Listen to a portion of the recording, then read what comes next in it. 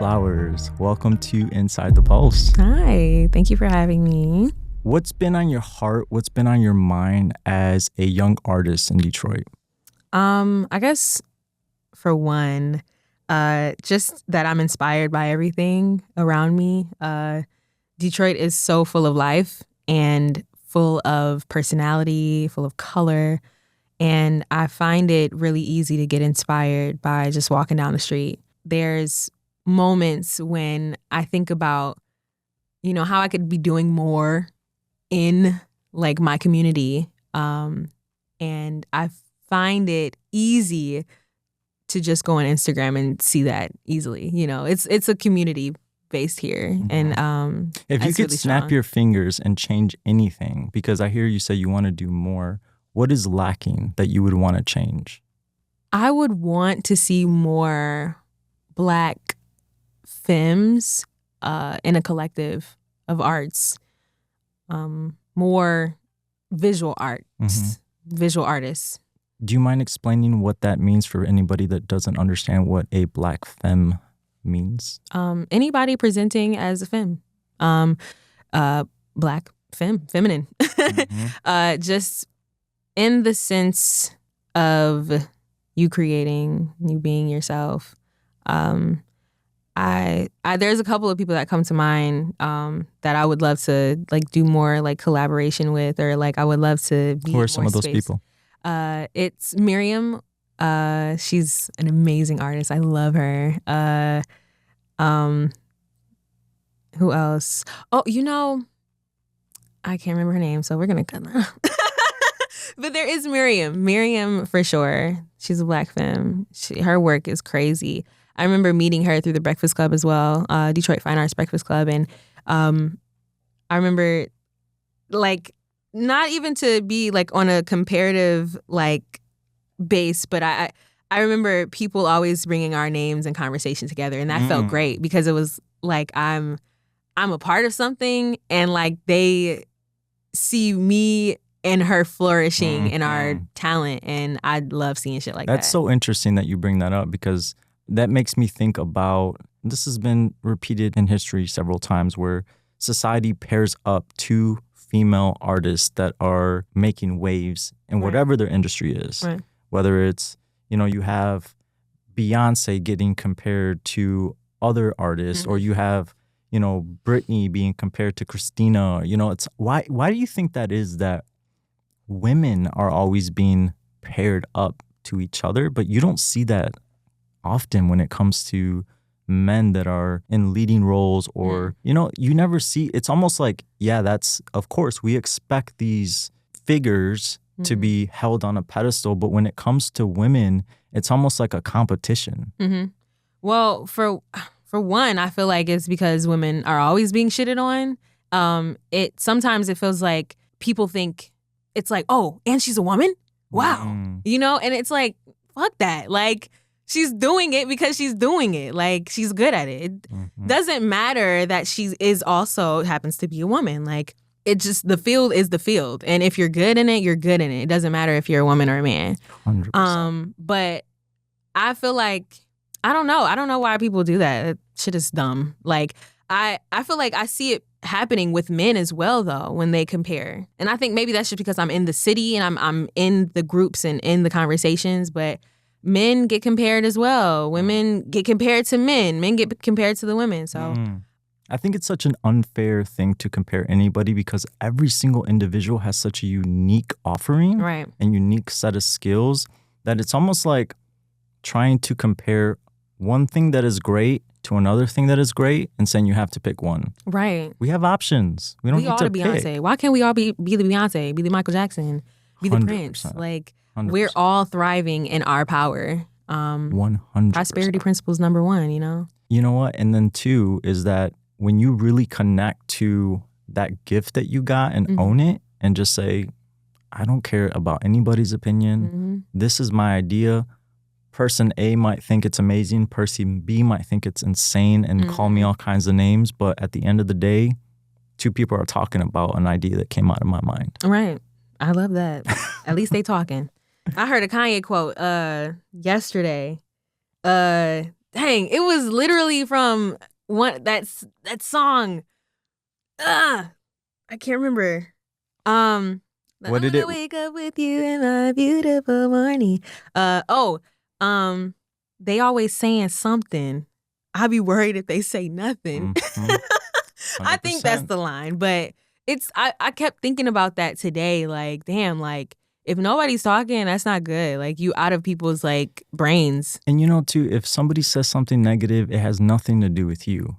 I feel like it's a reflection of them projecting their pain they see you doing what you love. They see you happy. Of course, if they're not happy, they're going to try to diminish and, you know, put a damper on your light. It's like you can't, we understand why people don't want to be alone in their feelings. Right. You know how the saying goes, misery likes company. Absolutely. So I think it's such an important thing for anybody, especially young people, because I think this is something that you don't really start to develop a strong connection to until you get a little bit older. Yeah.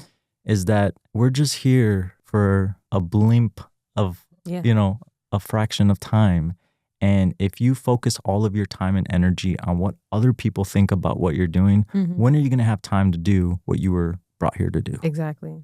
So when we spoke prior to filming, you had mentioned, because I always like to ask artists this, and I want you to, you know, give your thoughts on this too. Some artists like to identify as a specific type of artist, and some artists are like, I just don't want a label. But when I spoke with you, you had mentioned that you identify as an Afrocentric surrealist.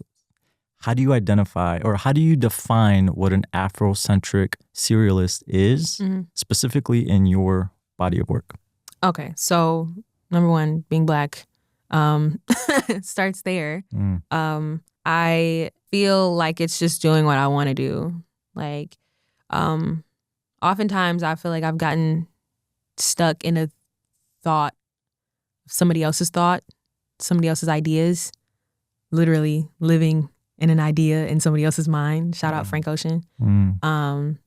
But about how I should be portrayed, or if my art doesn't look a specific way or has a certain narrative, it won't be important in this community. And I have gone through like going with my own heart and my own mind of what I wanted to do before I got to this place, obviously. Like I feel like now I'm in a space where I am kind of thinking more about intentionally about what I'm trying to convey to my audience or to whoever the fuck. But I feel like when I was younger, I'm only 24 now, but I would say between 17 and 23, 22, I was like, fuck it, I'm doing whatever. Like I was painting a bunch of crazy shit. Like some things I saw in my dreams, you know, and I was like, damn, I want to just boom, real quick. And those pieces, honestly, I feel way connected to, you know, it's when it's free thought, you know, that's where that surrealism comes in. It's not real. I mean, even in dreams, like you feel like it's real, but it's not there. It's the idea. Well, I would say it's real if you believe it to be real. True. You know? Facts. Yes, you're right. But I mean, you know, like when it's distorted though in your dreams. Like sometimes it's like you feel like you're seeing something, you're seeing somebody, but you just don't know who it is. You know, it's like that. That's what the surrealism feels like to me. And it's always like this. I always go back to what I've always been inspired by, which is the cartoons I grew up watching. Courage the Cowardly Dog. What was the other one? Codename Kid Next Door. You know, Ren and Stimpy. All of those shows, Adventure Time, have like shown me that the shit don't gotta make sense. It's dark as fuck, but I love the animation because it made me feel something. It made me feel like this is so uncomfortable, but like I'm comfortable watching this because like it brings me back to like, I don't know, like being a kid, you know, like. And then it also makes you wonder, why does it feel uncomfortable?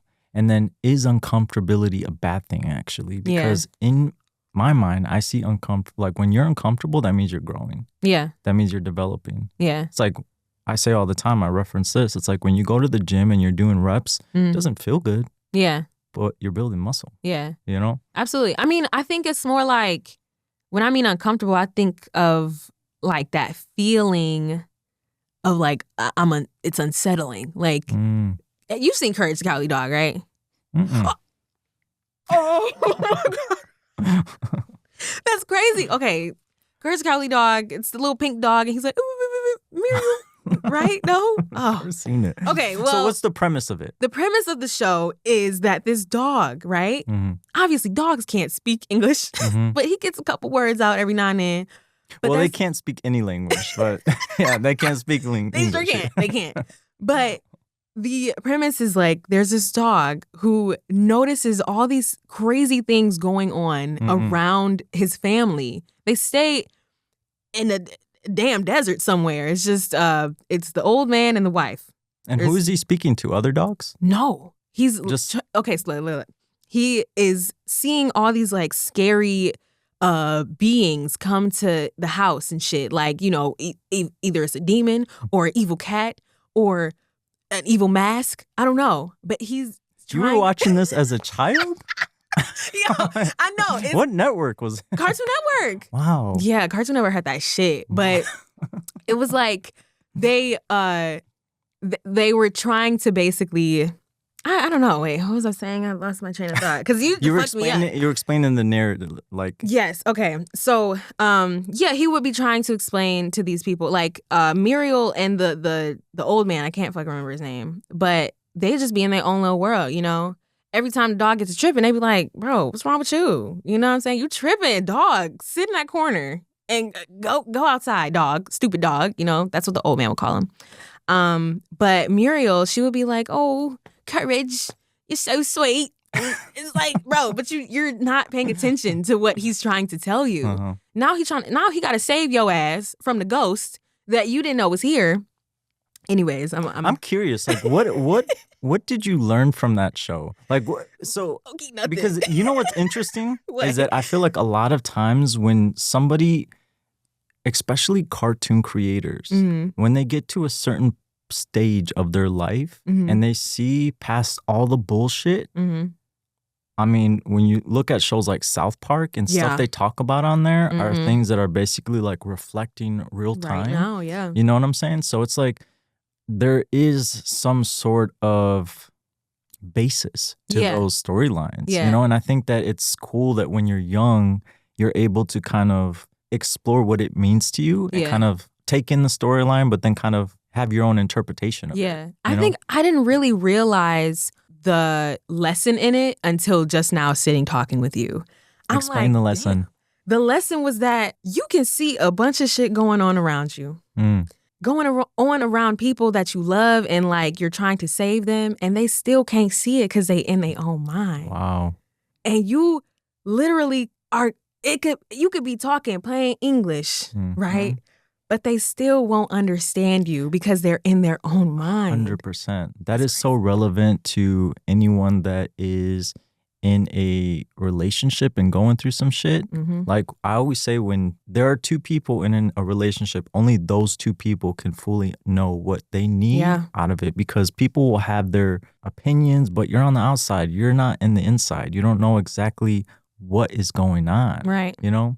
Or if somebody's dealing with, you know, on a more, not darker, but different note, if somebody's dealing with an addiction, you don't know what they're, you know, you cannot, it's easy to say to somebody, stop, but you don't know why they're doing what they're doing. Exactly. You know, so the interpretations of stuff going on around you, I think it's important when you're trying to find the answer to something, instead of going out trying to find what you're looking for, you got to go in. Go inside. And most people are afraid to do that. Yeah. You know? Afraid what they're going to find. Oh my God, my pastor was just talking about that at church today. Oof.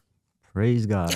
You know? So you also brought up the concept of like visual healing in your artwork. Explain what you mean by that. Like when you say visual healing, for me, I interpret that as, I also believe that every single person, as it should be in my opinion, interpret artwork the way they interpret artwork. Yeah. You know? So how do you explain what you mean by visual healing?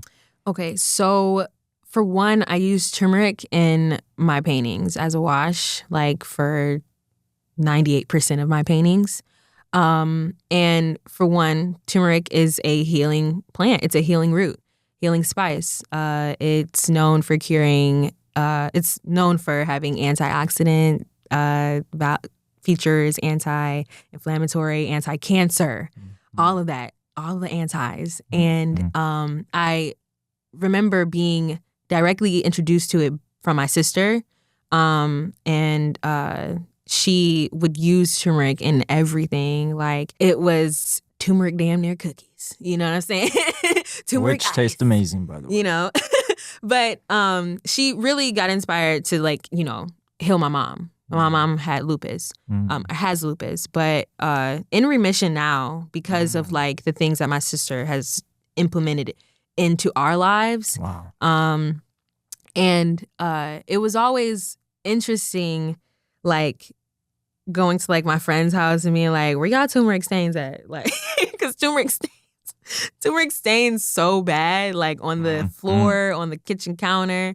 And it was like, I was always like, damn, like, y'all need to get on the health. Like, y'all don't know the turmeric. But what I mean by visually healing is that I literally am using this healing substance on the canvas. Like, and it's so bright and vibrant. I know they're scientifically proven when you see brighter colors or when you're wearing brighter colors, you instantly feel better, you know? And I guess that's what I want to convey, is that it's like intentional, this is me looking at you.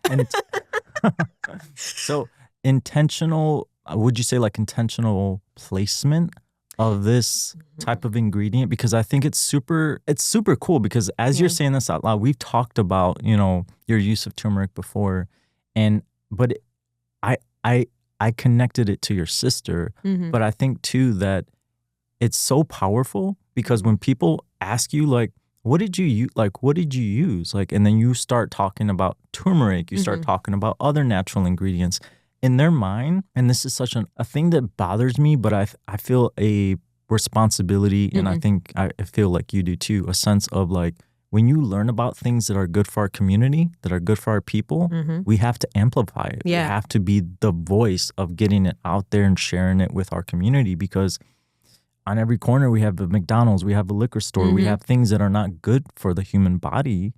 So it's like, if you keep putting that, even just visually, when you see it, when you're driving down a road and you see abandoned buildings and you see all these things, it's not, it just does something to the soul. No, literally. I was in the grocery store the other day, actually, I think it was yesterday, going before I went to work. And I was like, all right, I'm going to go and get a mango and I'm going to get some like pomegranate juice, or either a pomegranate, whatever. And then I'm going to go to the actual restaurant and get my food, you know? But as I went to the grocery store, I'm looking around, I'm like, oh my God, it's like inflammation everywhere. Inflammation everywhere I look. Yeah. Like, I'm like, from the big ass potato chip bag to the big ass fucking Bag of donuts, candies like, and donuts. I'm like, Jesus, this and is then the wall so of much. cigarettes. And then what really killed me was that I was seeing people like either get off work or go to work, and they was like ordering like, he ordered 6 wings, and he was like, yeah, throw extra lemon pepper on that bitch. And I was like, oh, okay. Yeah, but you know, it's. I think that it has to do with like nostalgia, because it's like when you're born and you're raised, like, because I remember my parents taking me to McDonald's and me getting a Happy Meal and being super excited about the toy and stuff. So it's like, as you get older and then you start to get your own car, your license, you go out with your friends. It's like, I can do this now. You like, can do it now, but you don't think about like, I should probably eat a this fruit. shit fucks me up. Yeah, like I should probably do something for my body that is conducive to my health. You're just thinking about. It's so interesting because when you're young, you live in this world that is not real. Yeah. You know? Yeah. I feel like I just started realizing that, well, the closer I get to 25, which is in like a couple weeks. Which is still super young, by the way. But I feel like my health I started paying attention more to my health at 23, you know? But I felt like I ate at least decent, you know? I was, eating soul food every now and then when it wasn't the holidays. Mm-hmm. And I would feel the repercussions from that. Mm. And I think now I'm just in a space of where I want to eat to like live. Mm. Shout out that one book. It's a book called Eat to Live. But I want to do that. Like, I hate getting up in the morning and going to work, or even when I was working on paintings for like hours at a time, and I was like, well, shit, what's around here fast I can get real quick? I'm gonna get some coney, chili cheese fries. Now I'm tired early and I want to go to bed and I can't finish this painting. Yeah. I want to eat things that are going to help my vision. I'm hyper focused on a fucking painting and I can't see. It's imagine like you own a giant corporation and you have a machine in the center of your building that makes you millions of dollars every day. Yeah. Are you just going to let that machine just deteriorate over time? Oh. You know what I mean? Yeah. Your body is that machine. So I think that it's so cool that at 23, you recognize that, because luckily for our human body, our body puts up with a lot of shit until 25. Yeah. And then it's like, well, yeah, you got to start paying for the shit that you put inside of me. I'm feeling it. And it's what I want to do is like raise awareness to better living in general and better communication when it comes to sharing information.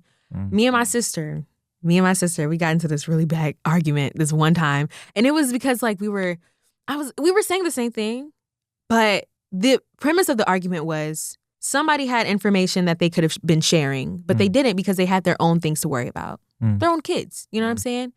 And I was like, well, shit, they got their own shit. They can't help everybody. They got to focus on the nucleus first. And my sister was like, fuck that. She could have been helping, period. She has the information to help do that. And I'm now realizing that you can't get so stuck on what the fuck you got going on. You're obviously, the world keeps revolving, and there's going to be so many changes and so many ways of thinking. But I feel like to help yourself is also to help the person next to you. Yeah, that's why they say, like in a plane, you cannot help anybody until you put your own oxygen mask on. Exactly. And I feel like you help yourself. You help yourself and boom, boom, boom, boom. But I feel like sometimes it is a thing of like, it's a selfishness. Like, you have the information, share the shit, So that's how I guess I want to portray my message, is through my art. Because I mean, like, they not gonna hear my shit. They not gonna hear the story all the time. My bio is not gonna be right next to my painting every time. But as long as it could be like, wait, turmeric? They painted this with turmeric? That's crazy. And then turmeric is just in their brain. And then you know how technology works. You say turmeric a couple times, it pop up on your phone. Then you got a bunch of shit, telling you why turmeric is beneficial for your life. And there you go. And then everybody starts having more conversations about it. And too, the other thing is that we are in a space now where, I don't know if you saw recently, Meta, Mark Zuckerberg was talking about not having so many tight restrictions on verifying information. And I think, for me, that there's a balance of good and bad with that. Yeah. But the good side of it is that when you're a creator and you're putting out information about a topic that you are connected to, you're not just doing art, you're doing artist talk. Yeah. You're doing posts on social media. You're doing so many things where people are going to have multiple opportunities to connect and engage with the information, the creativity that you're putting out into the world. So it's like, when you're restricting that, it's almost like you're trying to control the narrative. Yeah. But it's like when you give more freedom and flexibility to artists and human beings that have minds, like, it becomes like, let people decide for themselves. Yeah. Like, facts. Stop trying to control the way people think. And like how we were saying off camera, we want options. Yeah. We don't want this or that. We want to be able to look at all the things that are in front of us and decide for ourselves. Yeah. Yeah. We're so unique. We're so unique, and we're one of a kind. But I think that we have a lot in common, but we have a lot of things that we're, differentiate. Yeah. But I think that the more that you allow yourself to be good with the fact that it's a beautiful thing that we're different. Yeah. It's not a bad thing. Absolutely. Absolutely. Huh?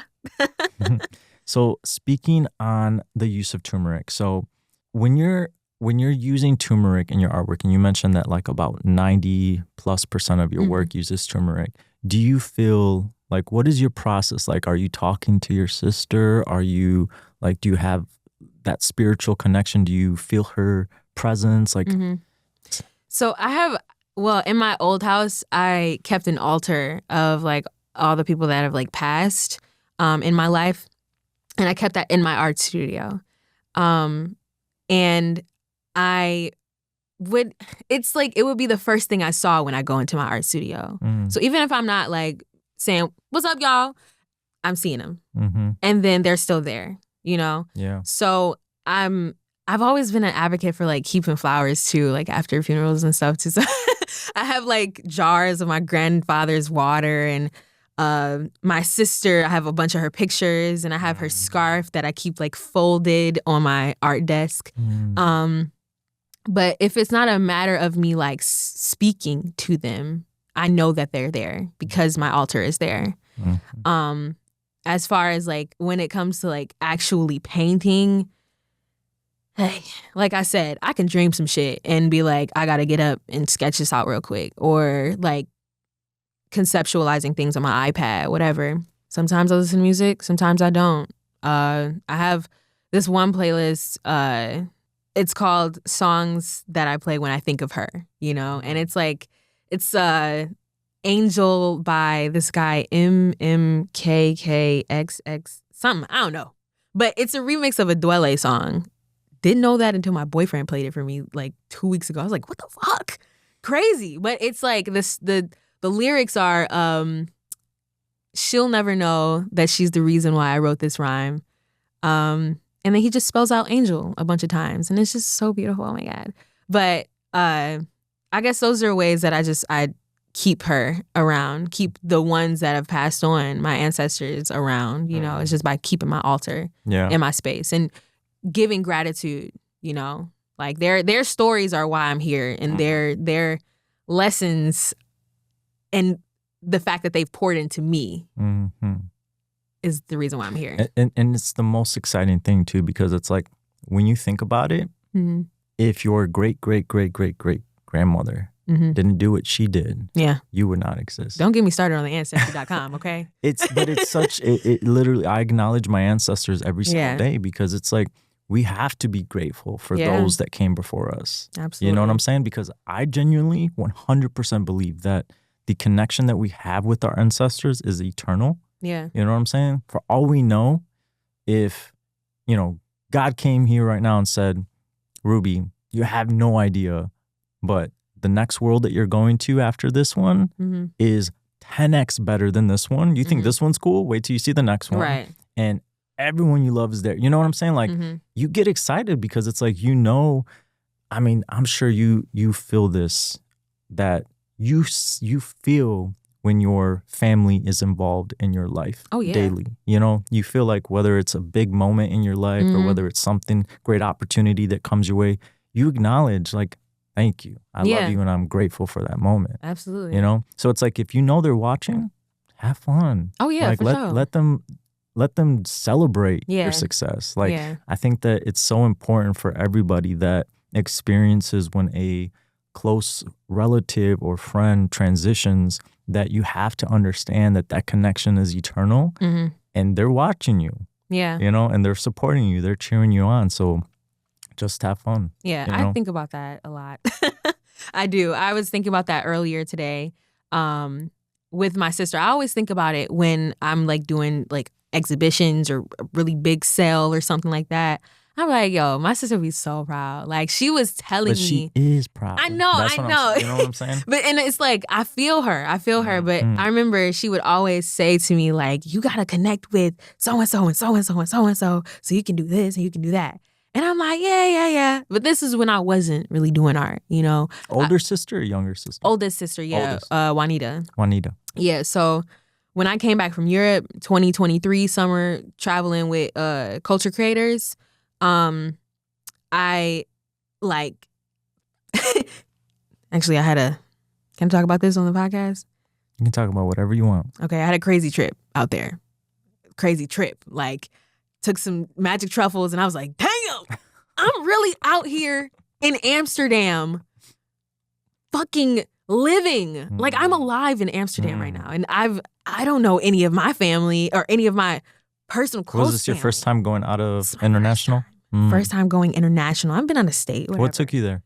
Well, culture creators. I traveled with culture creators. So, man, I quit my job. I lost my car the night that Perez asked me to go to Europe with him. And I was like, fuck it, I ain't got nothing else to do. Shit, I'm going. So went out there, had a great time, experienced things, life, whatever. But it was like knowing that I got to travel and my family hasn't gotten to travel yet, but I am going to bring this back to them and I'm going to take them with me, you know? And then just thinking about my sister, like the entire time, like when I was in Amsterdam tripping balls, I was like, whoa, Nene is literally here right now. Like she's probably dying laughing at me right now behind me. Like, girl, relax. But it was emotional because I was so proud of myself for saying yes to going. Oftentimes I feel like I'm scared to do things. Now I'm just like, fuck it. Like tomorrow is not promised, like for nobody. Like I could still be alive tomorrow, but I could be missing something on my body, you know? But I want to take heed of every opportunity I have. I do want to say though, it's so important to always only project what you want. Right. You know what I'm saying? And because when I hear people say you never know, it's like, well, do you maybe? Like if you are constantly thinking about what you're going to be doing in 10 years, what you're going to be doing in 20, 50 plus years, you're manifesting your reality. And if the other thing, I don't like when people say that they're dying, like laughing. Oh, they're dying. I'm like, why are you saying that? It's a culture thing. And I know it should not be said. I remember when I first came out, I was in high school and I'm like, damn, you're right. Like, that's terrible. But it's just a culture thing. And it is a change of vernacular. Yeah. And it's manifesting. It's everything you consume, everything you're saying to yourself. So such a powerful thing. I hope anybody that watches this episode that gets, the privilege of learning about you also takes away the knowing that your words are so powerful. Yeah. Your mind is the most incredible technology on this planet. Facts. You know what I'm saying? So don't waste it. I ain't wasting it. No more wasting. So if somebody just, walked into the room and got to experience you for the first time, what is one piece, if you can only pick one piece that you've ever created, purchased, sold, or you still own, that you would want to present as a reflection of you as an artist? There's two pieces. Can I name two? Okay, I'll do one. Okay, you can name two, but the first one that you say we'll know is like number one. Okay. So my life's greatest work, I feel, is my piece entitled Chique. Ruby, we just said don't say the power of your words. And you just said my life's greatest work. As if you're 90-something years old. Yes, I'm saying, like the best thing I've created so far. To date was the piece entitled Chique. It's sold already. It was I did it for the exhibition Something to Prove, curated by Oshun Williams. Shout out. Okay, yeah. But I remember. Can I go? Okay. Go into it. I'm gonna go in. So he had motherfucking top dogs on the show. I'm going to put the 360 tour next to your episode. Okay. So that way people can see how incredible that show was. It was crazy. Top dogs. You had Perez, which is like my uncle / big brother. You got Joe Casino. You got Phil Simpson. Fucking Phil? What? Smiley you got face, Miriam. Yeah. You got motherfucking Lemonious. Oh, shoot. You got Ruby Flwrs. Me. It was crazy. And I was like, what the fuck? Like, and he low-key put me on that show on some last minute shit. Like, you can do it. I know you can. So this is the nudge. And I was like, thank you. But I got that shit done. He would be sending updates. Oh, he also Jonathan Kimball. But he would be sending updates about everybody else's piece. And I'm like, the first person he sent me was Jonathan Kimball. And I was like, oh my God, this is amazing. I'm just looking at my draft in my iPad and I'm like, okay, all right, well, all right, we starting on it today. And then I didn't start on it that day. And then he sent me some more. He sent me Miriam. He sent me Joe. And I'm like, pressure yo, kept coming. This is crazy. Let me start on this shit now. And I started. And as soon as I started, I was like, oh yeah, this shit eating it up. I have to. Can you describe it? So Chike, it actually is inspired by my friend Chike. He is full Nigerian. He moved into the States like 2018. But we became really cool friends, you know, and I just remember learning so much about the Nigerian culture through him. And he was to me like this playboy, you know, just real like, you know, suave and stuff. He had all the girls. And I wanted to emphasize his beauty, you know. I felt like he is really beautiful. And I just wanted to show him in his essence. So did you call him before you started the piece? I called him. I literally called him. And I was like, hey, what you doing right now? I am starting this piece and I would love for you to come over and like maybe I interview you and take some pictures of you literally on my little iPhone 13. And I just want to learn more about you and like what you think about Detroit, what you think about, what's the comparison, what do you miss about home? What's your favorite food here? I want to know these things. Because I know you as like we're cool, but on some deeper personal shit, like I'm painting you because I think you're beautiful. What else about you, you know? And he was like, yeah. Came within like 30 minutes. I'm like, for sure, okay, mama God. So we ended up, you know, I think the whole thing took about like an hour and a half, 2 hours, you know. The interview and the photos. Yeah. And I knew it was gonna hit. I sent my ideas to Oshun, and like he's been somebody that I trust with creative direction. Yeah, I trust him with that for sure. Like he's a great guy. He would I want to say that he used to be a creative director for a brand, or no, he was with an apparel brand before, but I just always thought he would be such a great creative director. Yeah, he's crazy. For any brand. He's insane. He just has the vision and he knows what culture is. And that's what I really appreciate about him because he's seasoned in the game and still is tapped in to what the people are going to enjoy now. Yeah. You know? So then after that interview and the photos, did you just go straight into like drafting what the final product would look like, and then you were just sending ideas back and forth between you and Oshun? Yeah, well, I had went over to Oshun's house, and he was like, yeah, just show me your concepts. And I'm like, all right, bet, cool, this is concept. What does that look like when when an artist is presenting a concept? Is it just like a sketch, or is it different for every single artist? It's different for every single artist for sure. Like, for me, I like to take my own reference pictures. So it may take a little editing, you know, if I want a specific thing here, a specific thing there. I remember like having two different pictures of Chike, and it was one where he had the flowers in his hand and then one where he had the flowers in his mouth.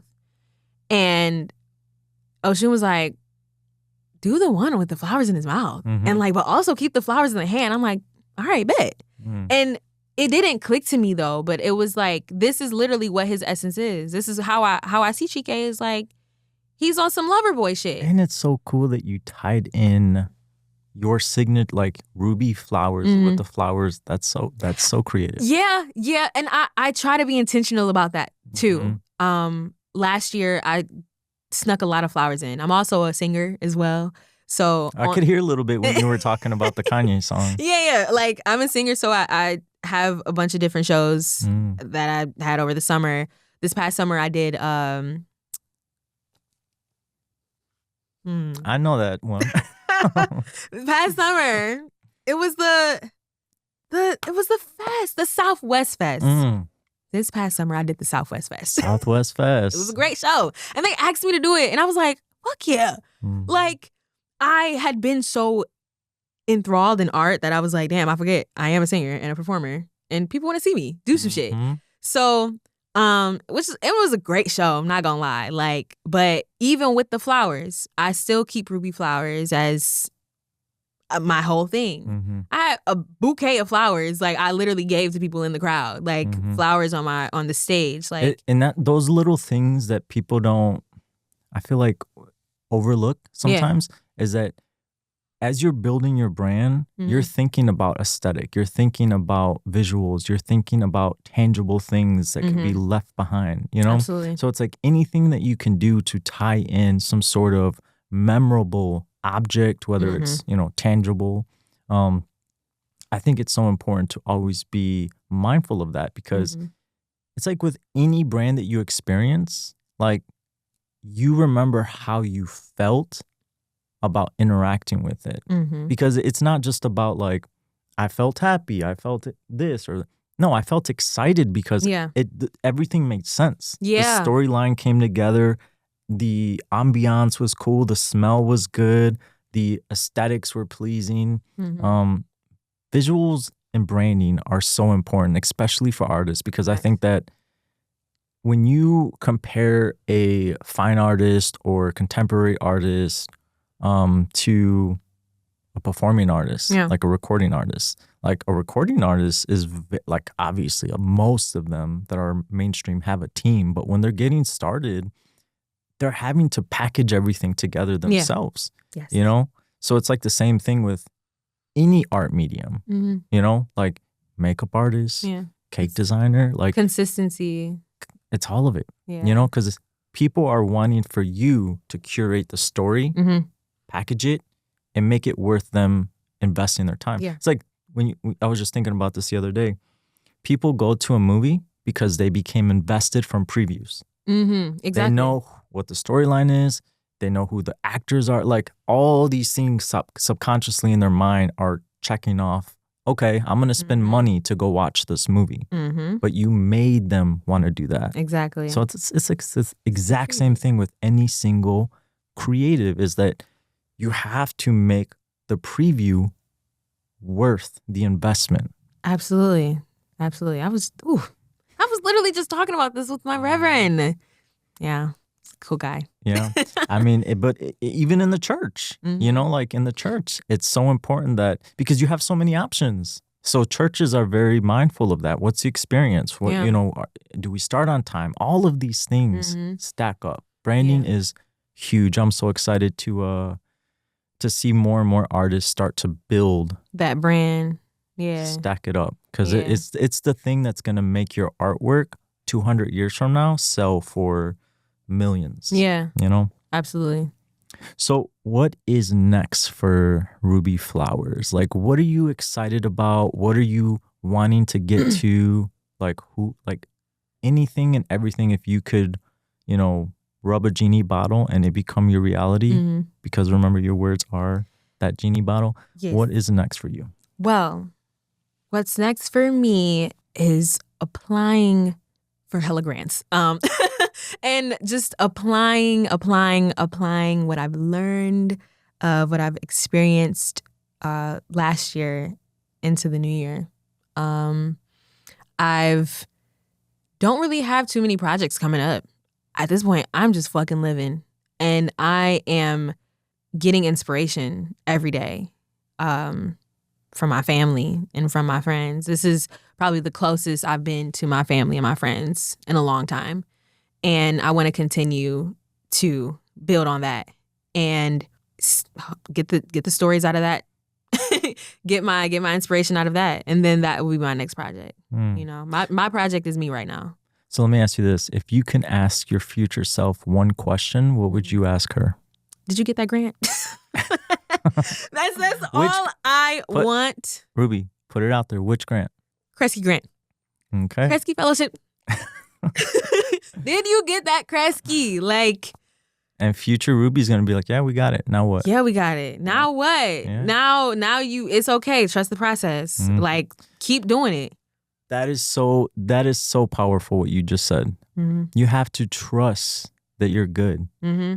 If you live your life every day in fear of what could go wrong, you're not living. Exactly. If you live every day knowing that you're good, you're taken care of, you're going to have more than you need every single millisecond of the rest of your life to 90 plus, 100 plus, whatever, you're good. Like, imagine that. Like let that sit for a second and think about, if there are no limitations, what would you do? You want me to answer that right now? I would love to hear. There were no limitations. What would I do in life? Maybe I'm thinking too much. If there were no limitations, what would I do? Yeah, man. No, I.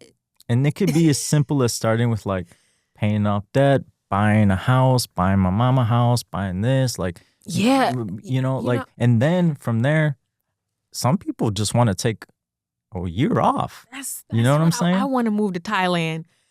That's really what I want to do. I want to move to Thailand for 6 months to a year and be present in that moment, be enthralled in the culture, in another culture that has shit to do with me.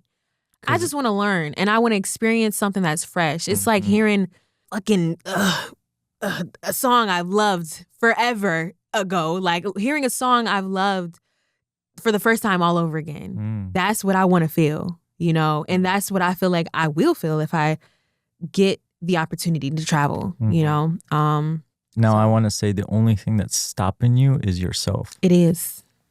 Because, I mean, in 6 months from now, you can be in Thailand, I'm going to be in Thailand. You're going to be in Thailand, I'm going to be in Thailand no matter what. Yeah. So it could be 6 months from now, a year from now. I already have it mapped out. You got to see my Chrome book right now. My Explore page is full of Thailand destinations, Dream boards are huge for a reason. You can't go anywhere if you don't know where you're going. Yeah. You know what I'm saying? If you can't imagine it, if you can't envision it. You have to, like, everything down to like who you want there with you, like what you want to be doing throughout the day, what you want your environment to look like, what you want to be, like how you want everything, what you want to be eating, what you want to be driving. I think that you have to know exactly what you want. Yeah. Otherwise, the universe cannot answer your call. Yeah. The first time I had the idea or the experience of manifesting or meditation, was through meditation. Manifesting through meditation. There you go. And it was through my church. It was through Renaissance Unity. It's a non-denominational church. And they would always start the guided meditation by feel your fingertips, feel your toes, smell your surroundings, listen to little things in the background. And it threw me into actually being present in that moment and like seeing myself somewhere where I actually wasn't, or like in that moment I really wasn't, but seeing myself in the future. It would say, feel your fingers running through the sand. I'm on carpet right now, but I'm imagining it. I'm manifesting myself in that sand, and it's been easier since I was a kid, to do that because I've been doing it since I was a kid, but it's been easier as an adult seeing myself, sometimes with life and just relationships and everything getting in the way, everything we're consuming right now, it gets hard to be like, oh shit, I can't see myself doing that. I always say to people that don't 100% connect to that reality yet. Yeah. And they say, well, they come up with a reason why they can't, right? And I say, well, just start with saying what you're grateful for every day for a year and watch what that does for you. I'm going to do that. I'm going to do that. So what's one tip you would give to your past self? One tip I would give to my past self, it could be about life. It could be about your career as an artist. It could be about I just want her to know this. Ooh, I just want you to know that it's okay to cry. It's okay. You're okay. Yeah. I feel like I used to get called sensitive a lot by family, by friends. And I'm like, I'm just passionate. And I know what I don't like and I know what I do like. Mm-hmm. And I know what I want for myself. So it's okay. Keep that. It's 100% not just okay. It is what is real. Yeah. It is your authentic self. Yeah. I think everybody, especially when you're young and you're growing up, you're being told how to be by people that were just maybe told from their parents how to be. Yeah. You know? So I think that as you develop in your life and you start to, how we were talking earlier too about, when people get their license and they're going and making bad decisions and they're young, they're discovering themselves, But I think eventually over time you start to realize the importance of connecting with yourself and understanding what you need. Yeah. What do I want from this moment? Like how we were saying, I think off camera, it's like when corporations come in and they start to develop, relationships with artists, they have their objectives in mind on why they're doing that. But then the artists most often feel like I should just be grateful for this. No, it's like, what do you want from it? Yeah. Does it coincide with what your beliefs are and what your morals are? Like, yeah. 100%. Sometimes that little buck is cute or whatever, but the money, it comes and goes, but your reputation is forever. And also like how you feel afterwards. Yeah. Like if it was something that you were just like, I just feel weird about that now, that relationship or that partnership, it just doesn't feel right.